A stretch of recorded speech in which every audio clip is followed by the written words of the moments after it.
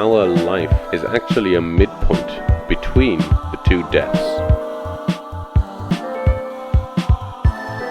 To use the sexual energy in order to achieve enlightenment. The three-dimensional spiral shape encoded in our DNA, in our biology. Hello everyone and welcome to another episode of the Discomfort-Zone podcast. I apologize for that. I don't know why it didn't start, but I hope you stayed with me beyond those few seconds of silence, right? Am I right? And there was a delay?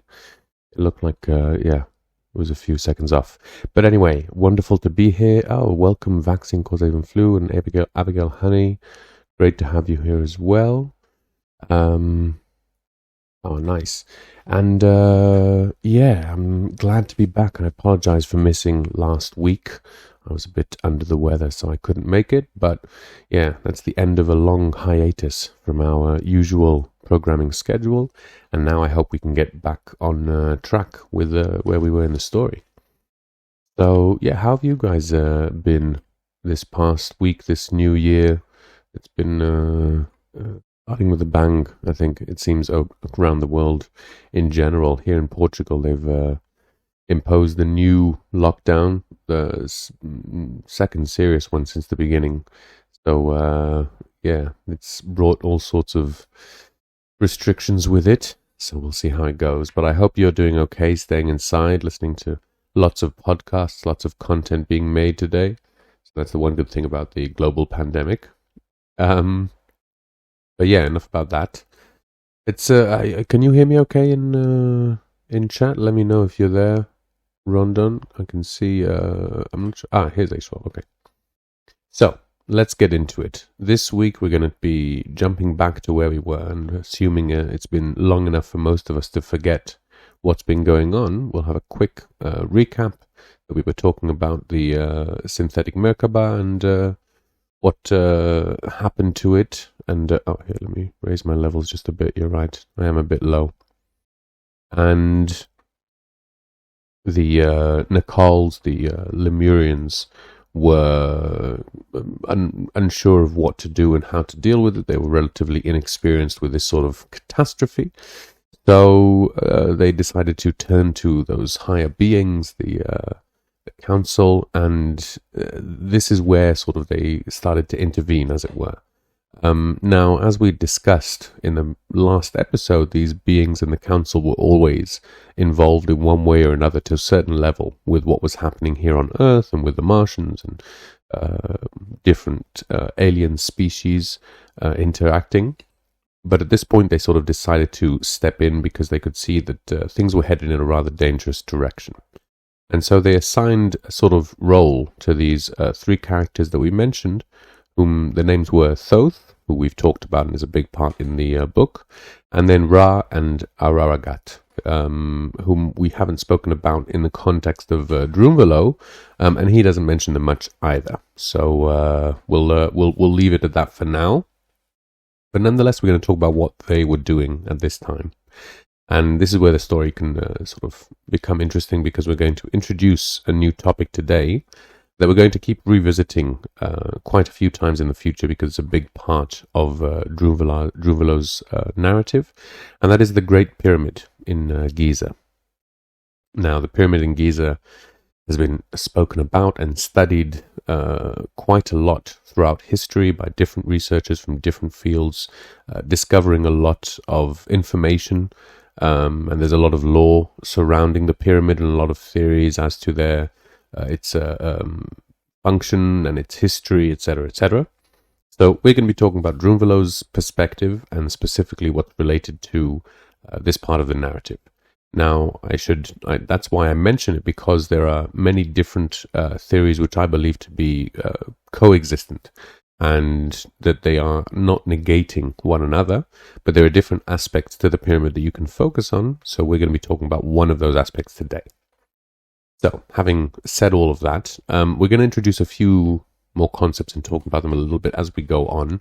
And I want to see, because I have a few things we're going to talk about in the narrative and a few subjects that I thought would be interesting for us to sort of explore and sink our teeth into just a little bit. So Thoth, Ra and Ararat begin their sort of work, and they start by going to these specific points around the globe. Now, at this time, we've mentioned once before that there were these energy grids connected to consciousness around the earth, human consciousness. And there were, in fact, 3 grids that we mentioned, and those were the sort of parallels to different states of consciousness. The first primal state, the binary state, and the sort of unity state, what we called Christ consciousness. And so the first 2 grids, the primal grid and the binary grid, as it were, the duality, are in existence and functioning because those are the levels of consciousness that are active on Earth. But since there weren't any humans who were at the level of sort of the unity consciousness, Christ consciousness, beyond duality, that third grid was basically there, but it was inactive. And so the idea that the council had was to reactivate this old grid and in fact construct a new one on top of it. And so this is exactly what the 3 of them went to do. They were visiting the old points of the nodes, or there were the sort of interconnected parts of the grid, of the old Christ consciousness grid, in order to reactivate and construct a new one on top of it. So, at this point, it's worth mentioning that all of this activity and all of the work that they were doing was under a certain duress of time, because as is the case with many of these things, and we've discussed different points of astrology, there is a certain importance to the timing of these things, which relates to the position of the stars, to the position of the planets around the Earth, and the interaction of the energies, basically.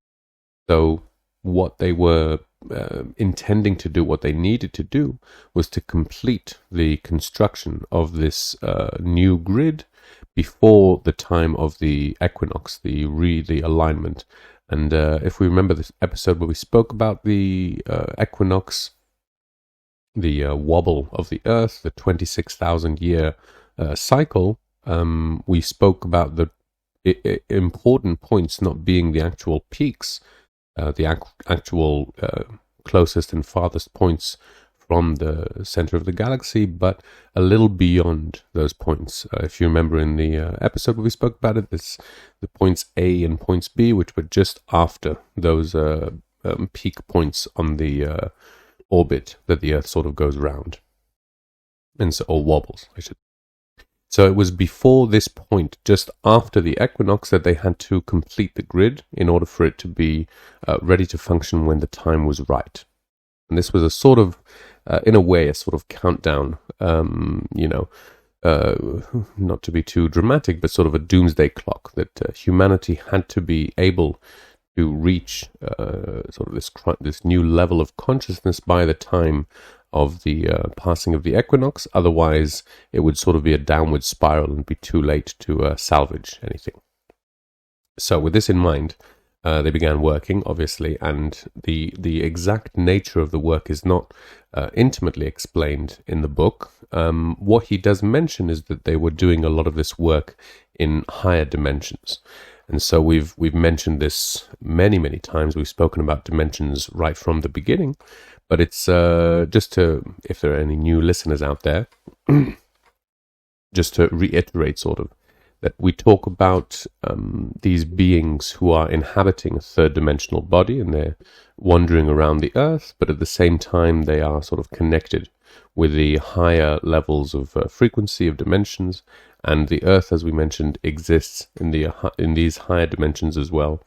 This is very reminiscent of the work that the Lemurians and the Atlanteans did in the beginning of construction, when they were basically building these structures that were not interdimensional, but multidimensional.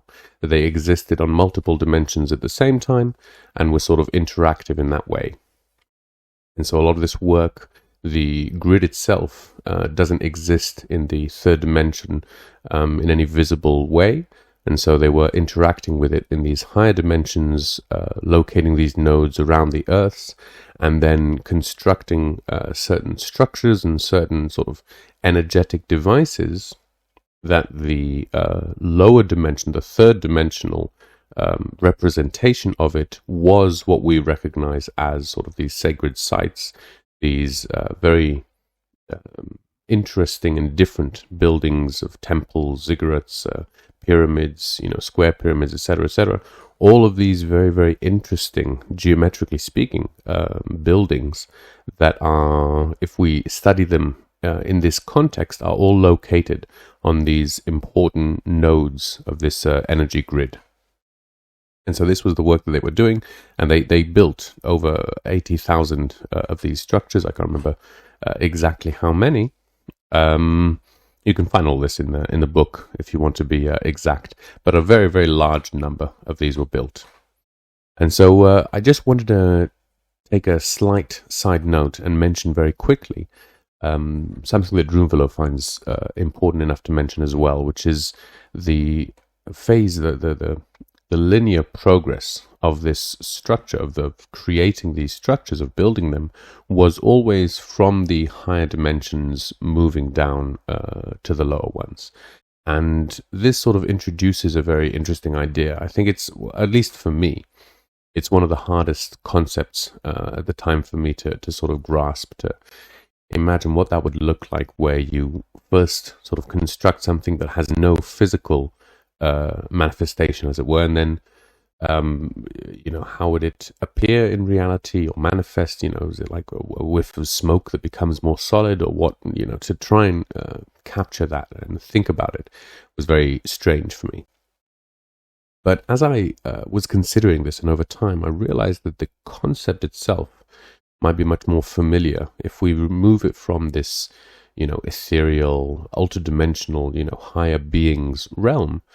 We can think about it in terms that we're more familiar with, which is sort of thought and action.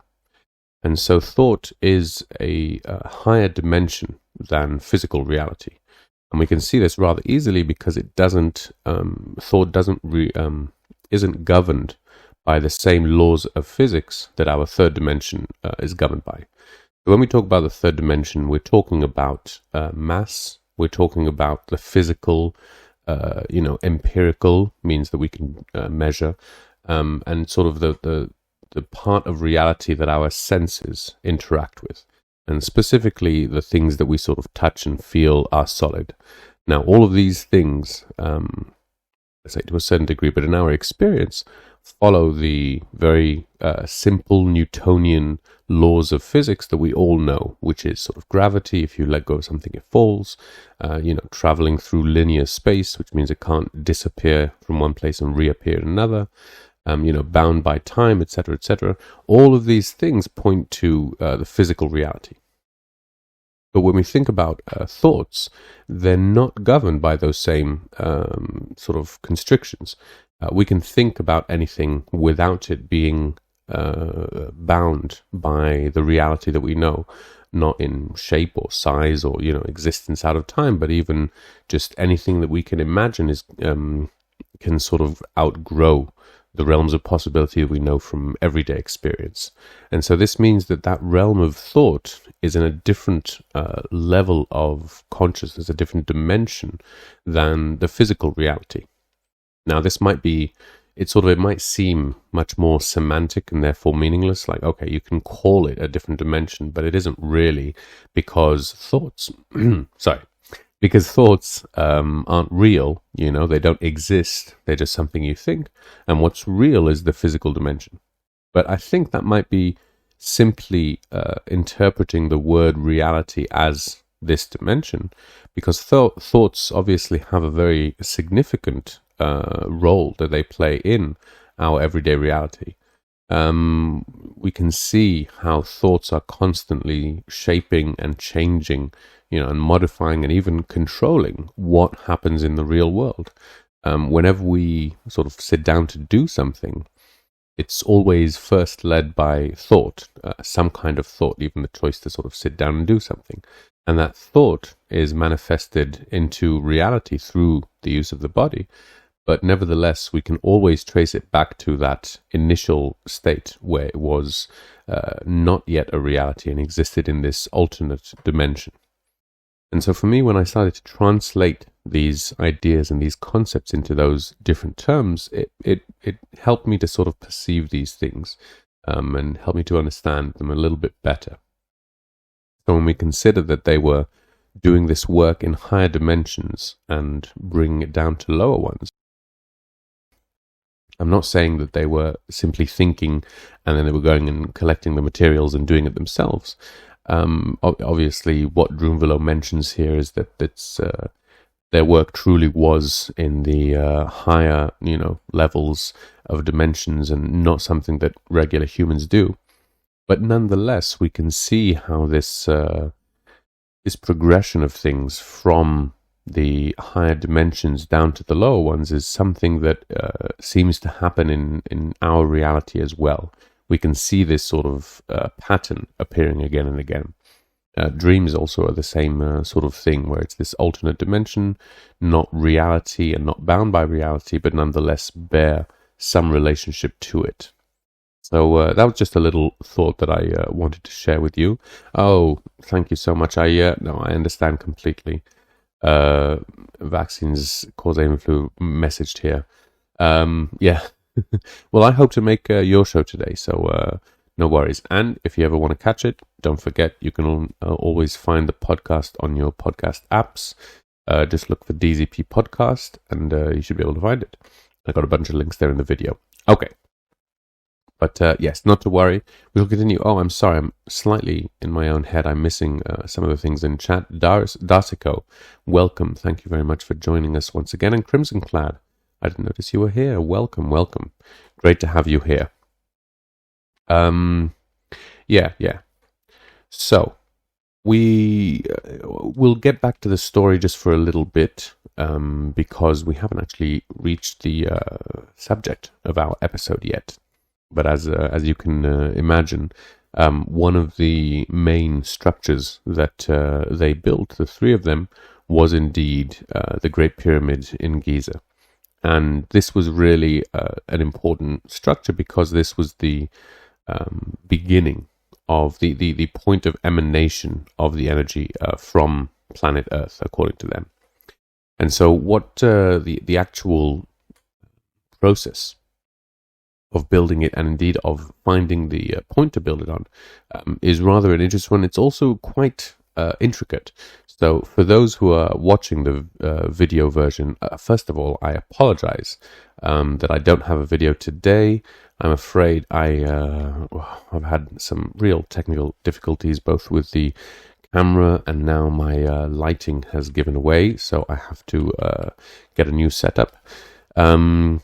Yeah, so I will be doing that as soon as I can, but for now I at least can share with you this image of the two pyramids, and the third is a little bit smaller, placed on this map of Egypt. And it sort of helps you to see. I think you can see it in the video wherever you're watching. I haven't actually put it in chat. You know what? Maybe I'm going to put it in chat as well, so that you can see it as well. Okay. And so what we see here is a shape that we've mentioned before on the show, and we're going to talk about it a little bit now because it's a really important shape that will keep coming up, and that is the golden mean spiral. And once again, it's one of those words that's very confusing. What do we mean by golden mean? You know what? You're absolutely right. There's the, I believe, is that it's the Fibonacci square, but then the spiral, I think, is the golden mean spiral. But you're right, there is a Fibonacci spiral as well. They're two different spirals, but very much connected. Anyway, we'll talk about that another time. But yeah, the golden mean spiral, that word we should first focus on because it caused me a bit of strife as well. Mean, the definition of the word mean in this sense is a mathematical definition, and basically, from what I can gather, simply means average. That's pretty much what it means. It means sort of the sum of the two last numbers, divided by the number of digits. I can't remember exactly, but yeah, it's basically the average of the last two numbers. And that really is the Fibonacci sequence, as Vaccines mentioned. The Fibonacci sequence simply adds the last two numbers together, and that gives the next number. And the spiral is this sort of division of those two numbers. The golden mean spiral is a specific spiral that constantly has the same sort of angle between it. And it's 1.168, if I'm not mistaken, something like that. You can look it up. And it's a very important spiral. I believe we have mentioned it before, but in sacred geometry, it's one of the sort of most important and most famous, certainly in Drunvalo's eyes, and in his book, indeed. And the full significance of it is probably, it will take us a few episodes to cover entirely, so we'll go over it in the future. But for our intents and purposes, this seems to be the natural flow, the natural shape of energy, basically.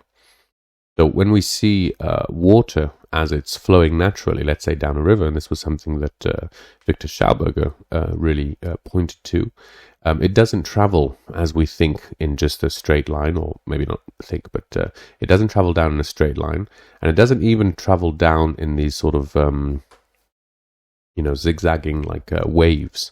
It actually travels in spirals and in sort of vortices, as it were. And it keeps sort of going up to one side and then coming over the top in a wave and going down to the other side and doing these very sort of intricate spirals. And obviously there's lots of different parts of the river that are interacting, but nevertheless, all of those different shapes that it forms and the different waves are part of, the earth and the environment constraining and sort of shaping it and modifying it. But if energy were allowed to sort of spiral or flow without interacting with the third dimension, when it's in a higher vibrational state, it seems to be traveling at this very exact spiral. And this is why, according to Drunvalo, different organic beings, materials, parts, grow with this sort of shape, with this general template, I should say, because that's the direction that the energy is going. And around that energy, this sort of organism grows, but it doesn't grow perfectly because it's in an environment, it's influenced by the outside parts, and so it gets shaped and morphed according to its surroundings or in influence. But the template that it's following is always this perfect, the golden mean spiral. And this shape doesn't only talk about the natural energy that we see on Earth manifesting through different organisms, but in fact it's of the higher dimensions as well. And so as you move up, when energy is purer and sort of moving more freely, this is the shape, according to Drunvalo, that it follows. And so this was the shape that the three people whom we're following used as their template as well in order to construct this grid, because the grid, as we mentioned, was sort of, as it were, quote unquote, pure energy, or not physically manifesting in this dimension, so it could follow, or it would be constructed according to these perfect energetic templates. And in order to do that, they had to do two things. They first had to find the point of origin. And so they went to the finding the point of origin from the, if we imagine when we spoke about the electromagnetic waves that emanate from the Earth, they emanate in a toroidal sort of shape, a donut shape, coming out from the center and enveloping the Earth around the sides and going in from the South Pole, basically. That shape is a very natural, famous shape that appears in all sorts of different places. And so the shape that led to the energy grid was a similar one, but it wasn't originating in the North Pole. In this case, they found it originating at a point very close to where the pyramid is today, but 1 mile away from it. and it's in a sort of little town that was built around it now, and almost exactly sort of a mile from where the pyramid was built, and that was where they found the point of origin. And what they did was that they dug down deep into the ground, 100 meters down, and from that point they started to mark, as it were, this spiral, starting from down there and growing out as it came. And as it reached the surface, they sort of marked the place along the curve. And this one of these places interacts with one of the walls of the Great Pyramid. And so the Great Pyramid was angled according to this, the shape of the spiral coming out. And that was what gave it the orientation in terms of where it was placed rotationally. And now on the other side, next to where the point originated, right where the hole in the ground was, they constructed another building, a much, much smaller one. But this one was also interacting with the starting point of the spiral, and it was exactly parallel to the pyramid. And so this is, there's a lot of very fascinating and interesting stuff about the pyramids, and it all has to do with just how precise their measurements were to be able to perfectly align these two structures, a mile apart. Those two structures were there in order to sort of not just symbolize or signify the points of the spiral, but they actually played a part in the movement of the energy and the construction of the grid. So they were there as sort of to guide and amplify the energy that was being generated from that point in Earth. Now, we're talking about a lot of things here, and the subject that really all of this is focusing on is the interaction between energy and structures. And this is a subject that seems to be very sorely missed in, I think, modern times, at least in terms of architecture and structural design. It seems that in history, in even Western history, when you get to the Greeks and the way they designed their buildings and certainly their sacred structures, they were quite aware of the importance of these ratios and geometric shapes. And indeed, they were very devout studiers of sacred geometry. If you've seen any of these, there's lots of pictures online of different Greek structures that are following the golden mean spiral and golden ratio. So you can clearly see it there. But the subject seems to have lost interest, I think, obviously with this, modern world where energy and that term in and of itself can be quite distasteful to some. But I think it's an important subject, for me at least, I should say. It's a very fascinating subject because it's something that again, it was sort of brought home to me on a very practical, experiential level. And one of the big things that I discovered for quite a long time, or a big part of my life, my wife and I, who have never had much money, we're always looking for sort of apartments to rent in the different places where we ended up. And it was a very interesting experience always if you go and look at some of these places and some of these apartments that sort of, people call home. Some of them seem to be in complete disregard to the environment outside. And so you can have apartments without any windows, which you would think would be sort of impossible. You couldn't really call it a house if it doesn't have any windows.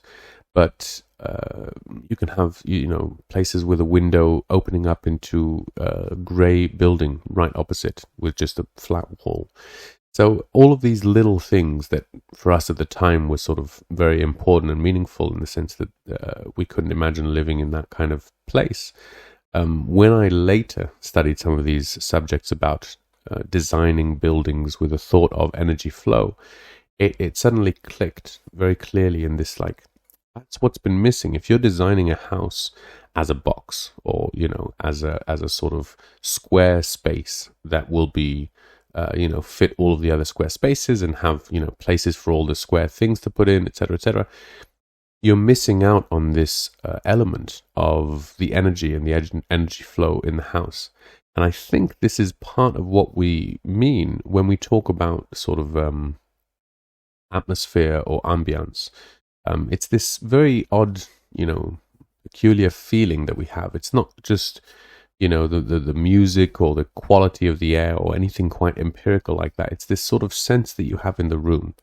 And I think great, interior designers are gifted, whether they recognize it or not, in the ability to sort of shift the energy in a room, change it, and really, shape the flow of it.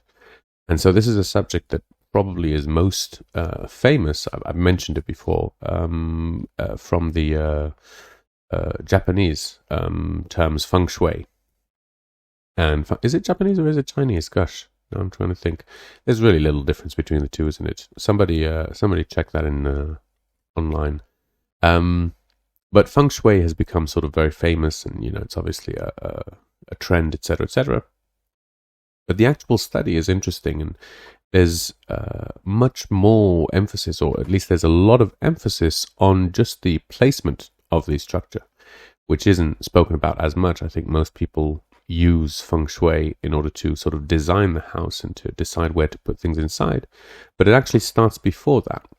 And the reason is that right from, the outside, the energy is reaching the house, the windows, the doors, etc., in a certain state already, and that is being influenced by the surroundings and by things that are outside.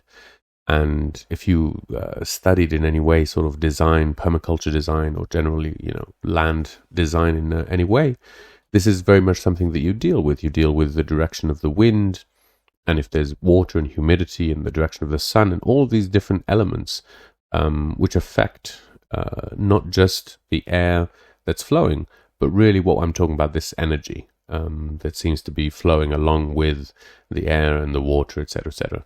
In fact, Feng Shui translates as air-water.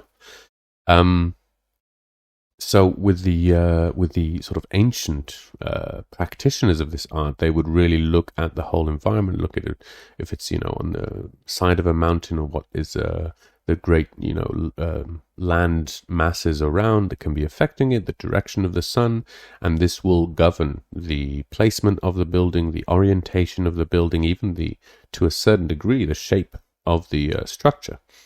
And this art form we can see in a certain way, once again, in these sacred structures around the world that seems to be very peculiar in the choice of how they are designed, until you start considering the way that they interact with their environment, and indeed on these higher levels with the energetic flow around them. So with the sort of the crowning jewel of all of this, the pinnacle, for anyone who's interested in studying more, looking into this, is obviously the Great Pyramid in Giza. And the Great Pyramid, if you've never heard anything beyond the fact that it's one of the seven wonders, then I really won't do it justice at all, and I urge you to go and pick up anything. There's some very, very interesting books. Maybe I'll make a list and I'll put it up afterwards.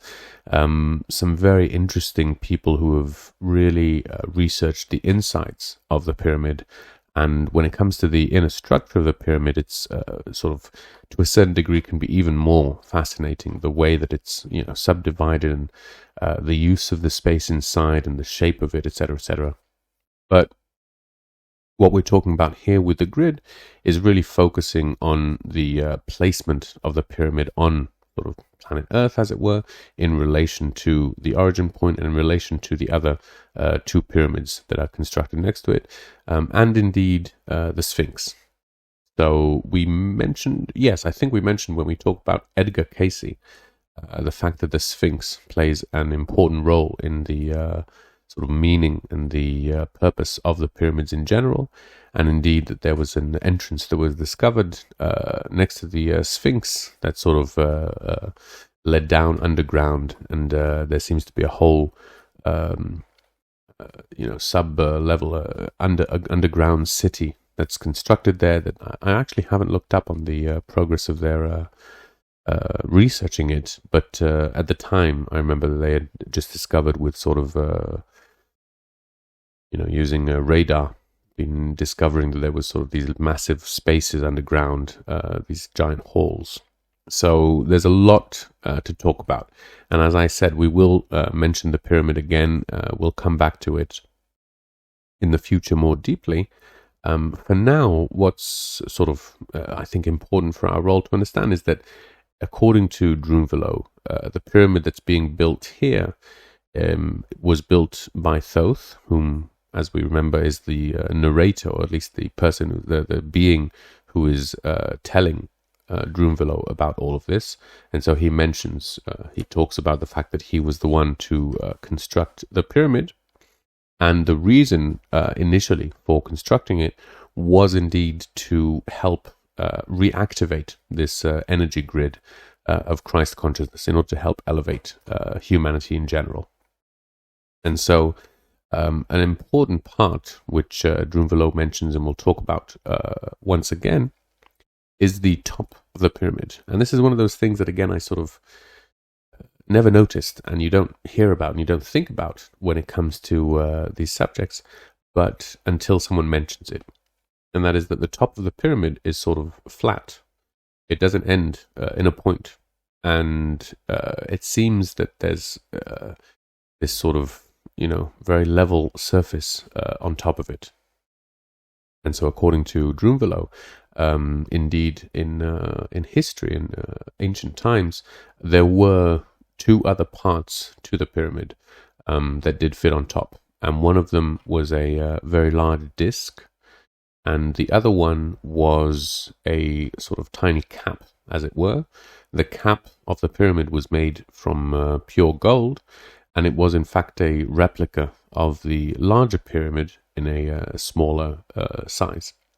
And so those two artifacts have been spoken about in history, and they're sort of shrouded in mystery, and it's not very, there haven't been hard physical evidence. But next week, when we speak about it, we'll actually talk about the disc a little bit more. Maybe we haven't found any physical evidence yet to speak of. So, okay, how are we doing for time? Let's see. Okay, well, we're coming up to the end, so, Kyle, great to have you here. Thank you for joining us. Kyle says, Pyramid Hydroelectro Dam. Yeah, I mean, if you remember, we actually spoke about the pyramid in in Sitchin's books, and Sitchin mentions the pyramid but doesn't talk about its function at all. Only they mentioned that there were sort of crystals that were powering it, and indeed that it was connected to the underground water system, which was how they managed to sort of end the pyramid wars, and the people who were trapped inside had to give up eventually.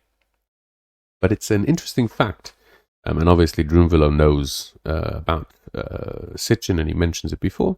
But Sitchin also claims that, Sitchin claims that it was Ninshgizida who built the pyramid, as far as the writings go. And we haven't reached it yet, but Gerald Clark, who was one of the people who really did a lot of work in regards to sort of sorting out the different names and tracing the different beings and epithets through the different tribes, the different cultures. Gerald actually mentions the fact that Ninshgizida is none other than Thoth. And when he says Thoth, he's talking about the Egyptian Thoth, indeed, from Sitchin's books as well. But Drunvalo mentions Thoth using the same name. So it's an interesting correlation. It's hard to entirely piece together because Thoth is a historic character. It's one of the figures, gods of Egypt. And Sitchin mentions him as being an earlier being from the Sumerian, culture and belief system, and Drunvalo mentions him as being this sort of Atlantean being to begin with, and Gerald Clark seems to be sort of bridging those two. So it's a little bit confusing at times, I'd imagine. I know it was for me for quite a while, but hopefully by the end of it, we'll be able to sort out some of this mess. But just to mention that there's whenever there's correlation between either different, distinct researchers or different cultures, that always for me is a very strong point to take notice that coincidences are very rare, at least in my belief. Yeah. No, no. No, I think I'm not sure if I mentioned it, but I should mention it now, just to be clear that the current theory of the pyramid in Giza is the same that applies to all the other pyramids, which is that they were all built as tombs for the pharaohs, and we'll explain why in a minute, and that they were all built no earlier than 6,000 years ago. And so they were all built by human pharaohs who were reigning at the time. Now, there's a lot of reasons why this doesn't actually fit what we see in reality.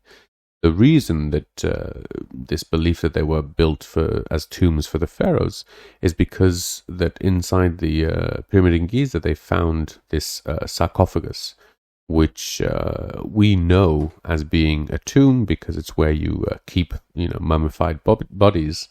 But in fact, there's a lot to point to the fact that the Egyptians' view of death was very, very different to our own. And to sort of trap a pharaoh in a pyramid and lock him in there wasn't quite what the Egyptians thought happened to the soul.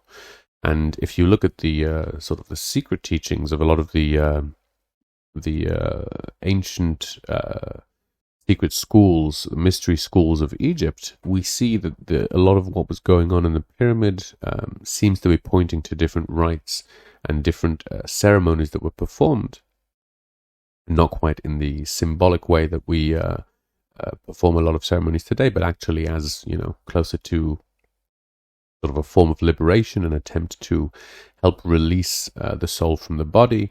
And in fact, a lot of the time it was going on this out-of-body experience in order to train your consciousness for death. So the idea with a lot of what the Egyptians say is that when you die, you reach this afterlife and you have no experience. You don't know what to do.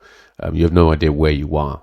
And it was because of this that the Egyptians focused so much on preparing for that moment. And part of the mystery school's teachings and indeed sort of the ceremonies were to allow souls to reach this point after life and to be able to travel there safely and study and prepare for their experiences and then come back to their body and both sort of pass on the information but be able to use it later on when they needed to. And so Drunvalo actually mentions this as well. We'll talk about it a little more when he gets to it, but there is a very sort of precise way of approaching this according to the ancient Egyptians, a practice that would lead you to what we call an out-of-body experience that would guide the soul to safely leave the body for a certain period of time and then come back. And indeed, this had to do both with the golden mean spiral, which was the sort of the way that those souls would find their way back to their original body, because that was the path that the energy took. And indeed, with the inner structure of the pyramid and the sarcophagus itself, many, many thousands of years later, we would have the invention of the isolation tank. Yes, the isolation tank, which is not the same, but acts on some of the same principles. Where if you get into an isolation tank without any additives, without taking anything, and you simply shut down the senses of the body, that is enough for our consciousness to be able to detach itself from the sort of physical bonds, because as soon as there's no sensory information coming through, there's nothing for our consciousness to latch onto, to hold onto. And so The same idea with the isolation tank. Only in the isolation tank, it's only on a physical level. All you do is cut off the sensory information to our consciousness, and then your consciousness can either, go to sleep or rest or start imagining things or dream or all of these things. When you combine that with the sarcophagus in the pyramids, and whether they were taking additives, some form of hallucinogenic, or what we call hallucinogenic, psychotropic, I should say, and then having the structure of the pyramid guiding and utilizing the energy in order to promote this out-of-body experience, we can imagine it being much, much more powerful. And indeed, people would reach this sacred rite only after they had been trained for many, many years in these arts. So they were approaching it, their consciousness being much more ready as well. So that's a little bit of what we'll see, what we'll also talk about a bit more later. But that's the inner workings of the pyramid, and why it started out being supposed that it was sort of coffins and where the pharaohs were buried. That practice was carried on in later years, but it seems, as is the case with so many of these instances, that was sort of based on a misunderstanding, a sort of primitive understanding of a much more advanced concept, and the attempt to imitate that concept, in much the same way that we see gold in use in the South American kingdoms of old. They had tremendous artifacts, golden artifacts, and all with religious significance, and all being used in religious ceremony, but it was always an imitation, or a sort of an offering to the gods in an attempt to sort of pay homage. Whereas the gods, according to our tales and narrative, were using the gold for its scientific, alchemical, energetic properties, and actually using it sort of more technologically. So in the same way, we see these other pyramids being built, and indeed they are mentioned in honor of the olden structures, in an attempt to sort of pay homage to them, but never actually succeeding to be anywhere near the same capabilities that the original Great Pyramid in Giza shows us. So that's a little bit about the theories that we have today. In terms of the timeline, we won't go into it anymore. If you're interested in the theories behind the pyramids, there's actually a great there's some very great researchers who deal only with the empirical facts and the sort of evidence. So I think Robert Schoch, is that his name? I believe that's his name. You can look it up. Or Graham Hancock.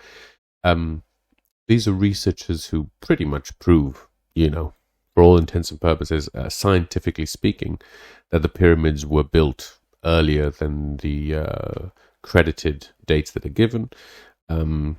But these researchers do amazing work in terms of trying to bring the scientific community closer, but they never talk about the theories and the out there things, and what might have been the function of the pyramids, or what might have been the actual technologies that were being used, which I understand and is very much commendable and respectable, but it's not what this podcast does. We dive deep into the rabbit hole whenever things get a little bit mystical and out there, right? You're with me on that. Yeah. So the just an interesting point that Thoth seems to be a very important character in many of these versions, and indeed Thoth was a key figure in all of the faiths that talk about him, in terms of his gifts to mankind, and the different skills that he seems to have unlocked. Every time I see the name Thoth, I think of Thoth. What's Thoth? You mean no? By the way, Thoth is the origin of the word thought, etymologically speaking. Thought, and there's another one. Oh, I can't remember. There's another word as well. But what is thought? Vaccines cause avian flu. Actually, it's 10 minutes before the show, so he's probably not listening anymore. Yeah. there's an interesting book called I won't be able to remember it now, but it's a conversation between Thoth and his son. I think it's Thoth and Tat. I'll actually link the title. I have to go over this and remember all of the titles that I promised you. But it's an interesting book. It's a dialogue between the two deities, the father and his son, and in it they have these philosophical discussions. So it's interesting. A ghetto woman of loose morals. Yeah. It's you should check it out. Thoth was the god of writing and the scribe, and so he is sort of thought to have given humanity writing, at least according to the Egyptians. But in terms of the etymology, the Greeks, let us not forget, were very much influenced by the Egyptians. And so all of our sort of Greek ancestors hadn't really heard of the Sumerians, or I'm not sure if that's true, but they certainly don't mention them in as much reverence. But when you look at the Greek pantheon and a lot of the Greek philosophy and mysticism and mystic schools very much were based on the Egyptian mystery schools and ancient schools, and indeed a lot of the Greeks traveled to ancient Egypt. Indeed, in later years they were conquered by them, but they traveled to study under the Egyptian sort of priests of that time. And the Egyptians, I mean, it's easy for us to forget. I think ancient Egypt has become somewhat famous, but it really was one of the centers of that time in terms of not just military prowess, but indeed in terms of thought and sort of the religious aspects and the whole mysticism surrounding it. Underneath, there was a lot of interest in it and a lot of activity in that sense. So a lot of people from all over the world were traveling to Egypt, and many of them came back to Greece to sort of spread the word, as it were. I shouldn't say Greece. It wasn't Greece, was it? It was back to their Greek origins, as it were. I said, okay, writing in Egyptians is weird. It's all emojis, basically. Hieroglyphs, yeah. When you compare it to cuneiform, yes. Indeed. I mean, cuneiform is a phonetic language. And that's, according to Sitchin's writing, as we know, this allows for a lot of puns and play on words, and the ability to sort of add two words together so they also sound like different things. In fact, I can't remember which episode we mentioned it, but I believe that I spoke a little bit about hot and cold, communication, as it were. And, talking about the different kinds of information that's portrayed through phonetic writing and through sort of images. It's a completely different set of the brain that we understand with, and a different way that we can interpret it. And it's I don't exactly think that one is better than the other, because they really can't be considered the same thing in that sense. Marshall McLuhan wrote a lot about him. I believe that I mentioned him a few episodes. I can't remember exactly when, but it's an interesting subject to think. I mean, especially when you learn. It's hard to imagine until you actually know probably a pictographic or hieroglyphic language. But you don't really think about it, that it's phonetic. You don't think about the alphabet only symbolizing how you sound it, and not symbolizing any of the meaning behind the word. And so everything is sort of devoid of meaning until you translate the sounds to meaning in the dictionary. Whereas, with pictographs or hieroglyphs, you don't necessarily know what it means unless you've studied it, but nonetheless, it holds the meaning itself.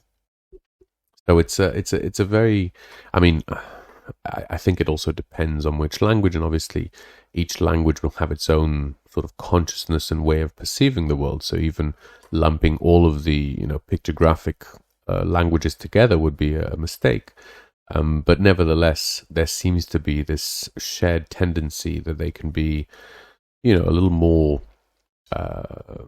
fluidic and sort of lend themselves more easily to different interpretations and different meanings.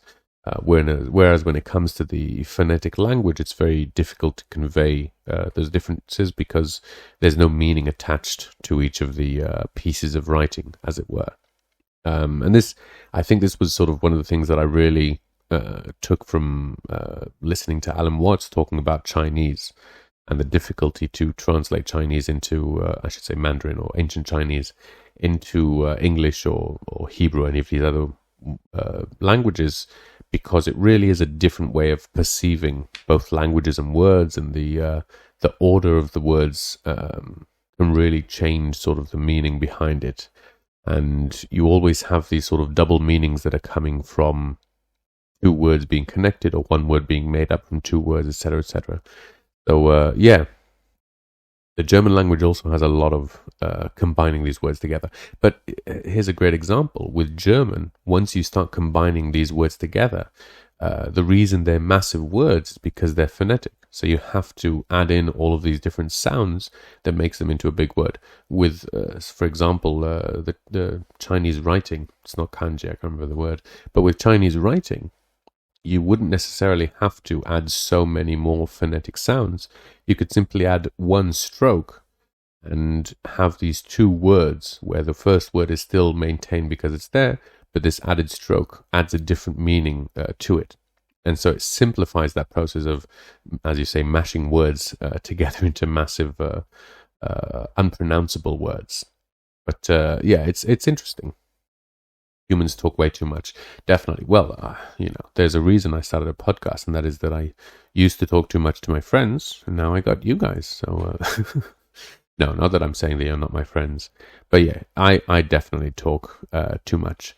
But I missed a few things here. Let's see. Language can be a huge limiting factor when it comes to creating new ideas.